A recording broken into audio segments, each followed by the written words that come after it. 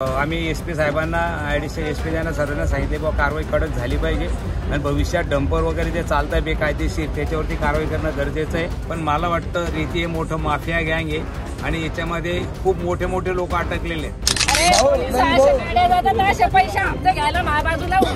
जळगाव जिल्ह्यात वाळू चोरी थांबण्याचे नाव घेताना दिसत नाही। काही दिवसांपूर्वी कालिका माता चौकात वाळूच्या डंपरने दिलेल्या धडकेत एक 11 वर्षीय बालकाचा जागीच मृत्यू झाला होता। यावेळी वातावरण चांगलेच तापले होते। संतप्त नागरिकांकडून डंपरला आग लावण्यात आली होती आणि रास्ता रोको देखील करण्यात आला होता।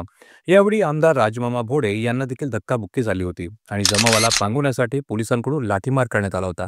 ही घटना संपूर्ण महाराष्ट्रावर गाजली। यामुळे जळगाव जिल्ह्याचे नाव पुन्हा एकदा चांगलेच चर्चेत आले। ही घटना बघता पोलीस आणि महसूल प्रशासनाने छातीवर मोठा दगड ठेवून वाळू चोरी आता होणार नाही असे मोठ्या हिमतीने सांगितले होते। जळगाव जिल्हा प्रशासनाच्या माध्यमातून ये जो वाळू माफिया विरुद्ध जो आपली कारवाई आहे ते आपण सातत्याने चालू ठेवणार आहे। दुसरी गोष्ट जो आहे आपला पोलीस विभाग की त्यांनी चोरी थांबवणं त्याच्यामध्ये त्यांची पण जबाबदारी आहे।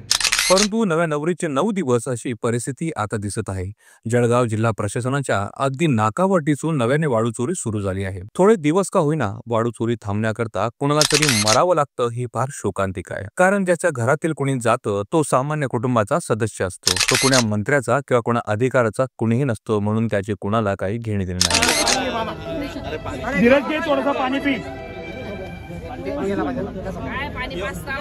मागील काही दिवसांपासून वाळू चोरी बंद होती, मात्र गेल्या 2-3 दिवसापासून वाळू चोरी पुन्हा एकदा सर्रास सुरू झाली आहे। वाळू चोरी बंद असताना ज्या पोलीस स्टेशनच्या हद्दीतून वाळू वाहतूक करायची असेल त्या हद्दीतील पोलिसांचे हप्ते हे वाढवावे लागतील असे देखील काही वाळू व्यावसायिकांकडून नाव न सांगण्याच्या अटीवर सांगण्यात आले आहे। आणि या संदर्भात माहिती तथा सामाजिक कार्यकर्ता दीपक गुप्ता यांनी देखील आपल्या फेसबुक पोस्टवर एक पोस्ट टाकली आहे।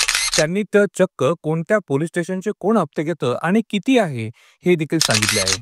या पोस्ट बाबत आम्ही त्यांना विचारणा केली असता त्यांनी काय सांगितले ते बघूया। मुझे मेरे गोपनीय सूत्रों से माहिती मिली हुई थी कि वाळू है अभी कुछ दिनों के बंद होने के बाद में फिर से शुरू हो गई हुई है। अभी इतनी बड़ी बड़ी जलगांव में दुर्घटनाएं हुई हुई है, लोग बच्चे मर गए हुए, ट्रक जलाया, जो वाळू का डंपर जलाया गया हुआ था। इतना होने के बाद में फिर वो सब बोला जाता है 4 दिन की चांदनी फिर अंधेरी रात। म्हणजे पुलिस प्रशासन और जिला अधिकारी प्रशासन ने कुछ दिन कार्रवाई करी और फिर उनके बोले हफ्तेखोरी वापस से शुरू हो गई। तो मुझे कहीं से इन्फॉर्मेशन आई थी कि ये लोग पुलिस स्टेशन के हफ्ते शुरू है।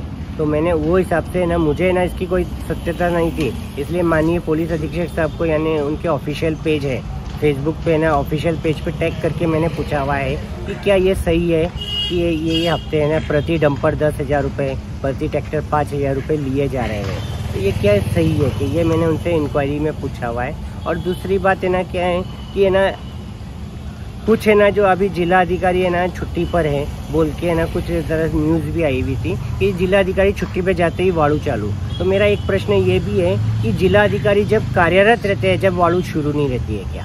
तो वाळू लगातार चालू है और इसमें ऊपर तक के हफ्ते जा रहे हुए हैं। तो इसके ऊपर कार्रवाई करेगा कौन?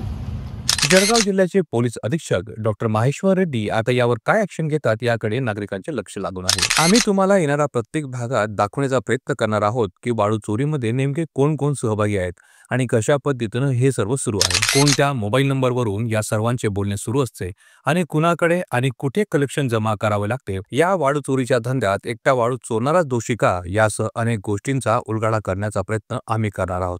साक्षीदार न्यूज जळगाव।